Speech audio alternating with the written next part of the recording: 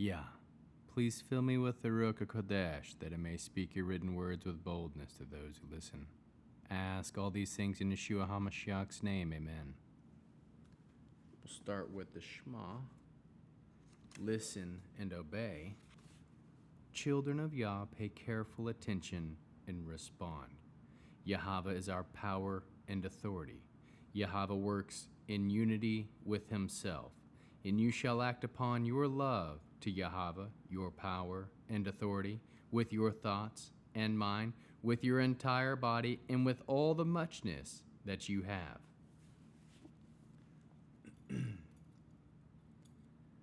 1 Kings 18 and 19. A long time passed. Then, in the 3rd year, the word of Yahweh came to Eliyahu. Go, present yourself to Achav, and I will send rain down on the land. When Eliyahu went to present himself to Achav, the famine in Shamron had become severe. Achav called Obadiah, who was in charge of the place.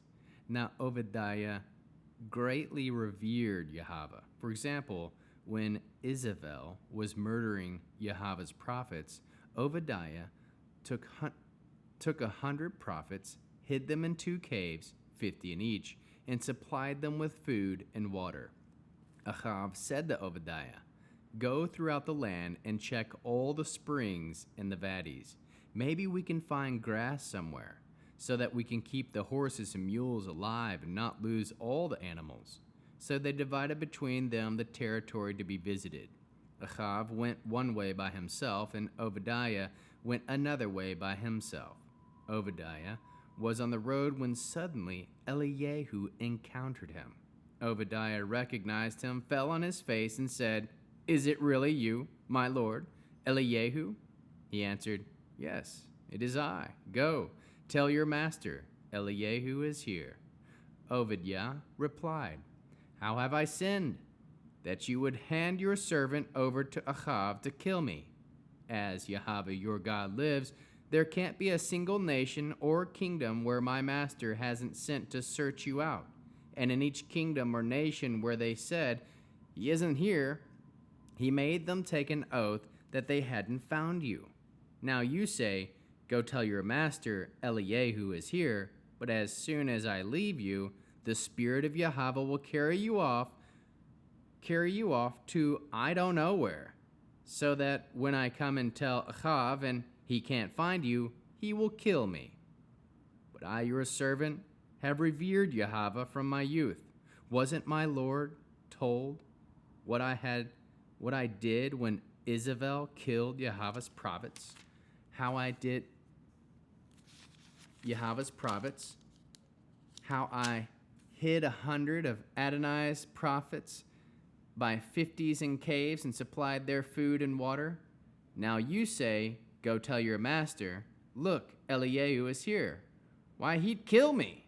Eliyahu said, "As Yahweh Svaot lives, before whom I stand, I will present myself to him today."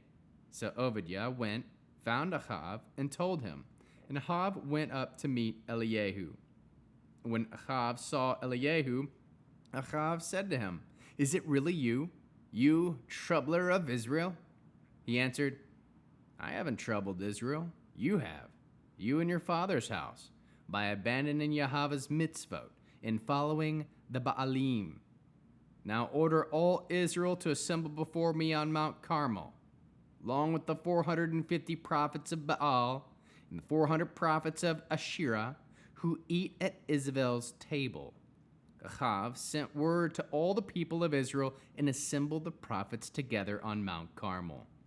Eliyahu stepped forward before all the people and said, "How long are you going to jump back and forth between 2 positions? If Yahweh is God, follow him. But if it's Baal, follow him." The people answered him not a word. Then Eliyahu said to the people, I alone am the only prophet of Yahweh who is left, while Baal's prophets number 450. Let them give us 2 young bulls. They can choose between the bull they want for themselves. Then let them cut it into pieces and lay it on the wood, but put no fire under it. I will prepare the other bull, lay it on the wood, and put no fire under it. Then you call on the name of your God. I will call on the name of Yahweh. And the God who answers with fire, let him be God. All the people answered, Good idea, agreed. Then Eliyahu said to the prophets of Baal, Choose one bull for yourselves and prepare it first, because there are many of you. Then call on the name of your God, but put no fire under it. They took the bull that was given to them and prepared it and called on the name of Baal from the morning till noon. Baal, answer us! But no voice was heard, and no one answered. As they jumped around on the altar they had made, around noon Eliyahu began ridiculing them. Shout louder! After all, he's a god, isn't he? Maybe he's daydreaming, or he's on the potty, or he's away on a trip.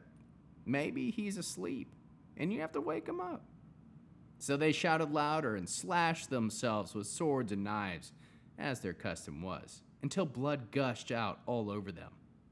By now it was afternoon, and they went on ranting and raving until it was time for the evening offering. But no voice came. No one answered. No one paid attention. Then Eliyahu said to the people, Come here to me. All the people came to him. As he set out preparing the altar for Yahweh that had been broken down, Eliyahu took 12 stones, in keeping with the number of the tribes of the sons of Yaakov, to whom the word of Yahweh had come, saying, Your name is to be Israel. With the stones he built an altar in the name of Yahweh.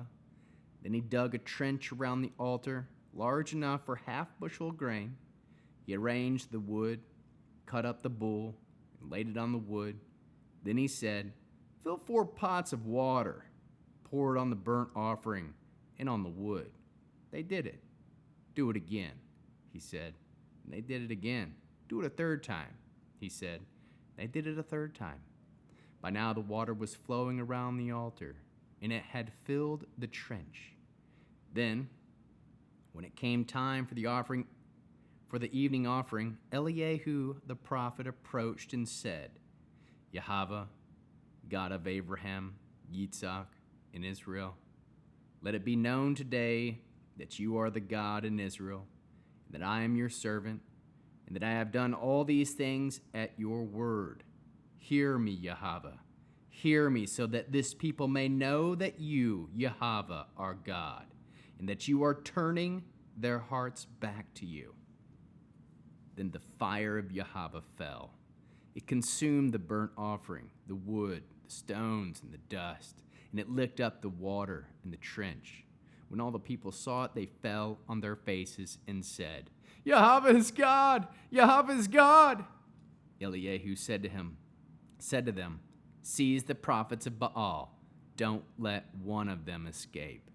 They seized them, and Eliyahu brought them to the Vadi Kishon and killed them there. Then Eliyahu said to Achav, Get up, eat and drink, because I hear the sound of heavy rain. Achav went up to eat and drink. While Eliyahu went up to the top of Carmel, he bowed down to the ground, put his face between his knees. Now, he said to his servant, Go up, look out toward the sea.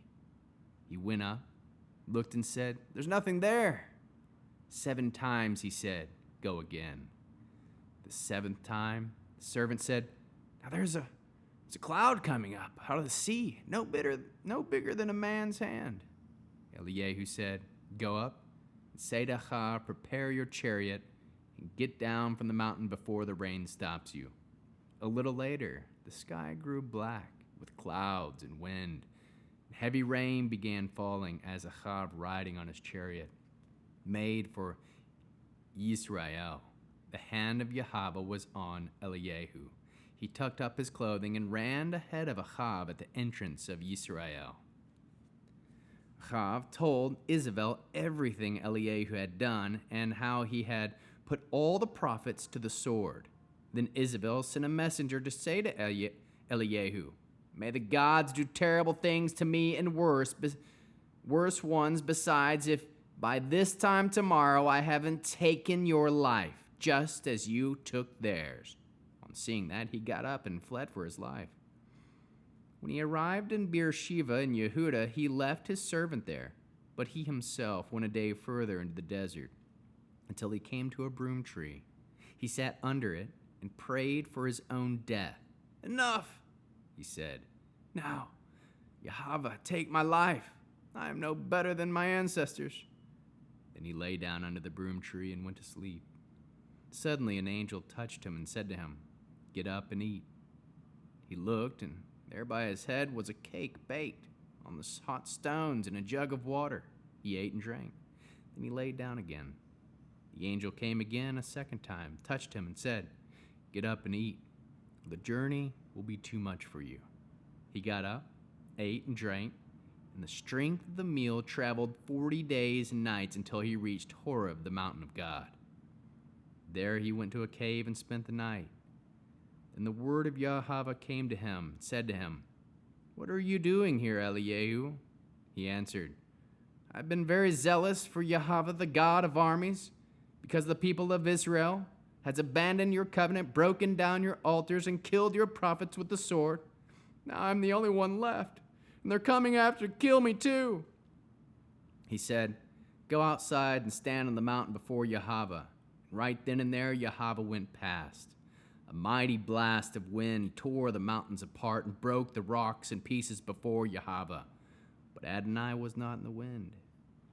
After the wind came an earthquake, but Yahweh was not in the earthquake. After the earthquake, a fire broke out, but Yahweh was not in the fire. After the fire came a quiet, subdued voice. When Eliyahu heard it, he covered his face with his cloak, stepped out, and stood at the entrance of the cave. Then a voice came to him and said, "What are you doing here, Eliyahu?" He answered, "I have been very zealous for Yahweh, the God of armies, because the people of Israel has abandoned your covenant, broken down your altars, and killed your prophets with your sword. I am the only one left, and they're after to kill me too." Yahweh said to him, "Go back by way of the Damascus desert. When you get there, anoint Hazael to be king over Aram. Also, anoint Jehu, the son of Nimshi, to be king over Israel. And anoint Elisha, the son of Shaphat, of Avel Mochalah, to be prophet after you. Jehu will kill whoever escapes the sword of Hazael, and Elisha will kill whoever escapes the sword of Jehu. Still, I will spare 7,000 in Israel, every knee that hasn't bent down before Baal, and every mouth that has not kissed him." So he went and found Elisha, the son of Shaphat. He was plowing with 12 yoke of oxen. He himself was behind the 12th. Eliyahu went over to him and threw his cloak on him. He left the oxen, ran after Eliyahu, and said, "Please, let me kiss my father and my mother goodbye. Then I will follow you." He answered, "Go, but return, because what I did to you." Elisha stopped following him. Then he took the yoke of oxen, slaughtered them, cooked their meat over the wooden yokes of the oxen, and gave them to the people to eat. Then he got up, went after Eliyahu, and became his servant.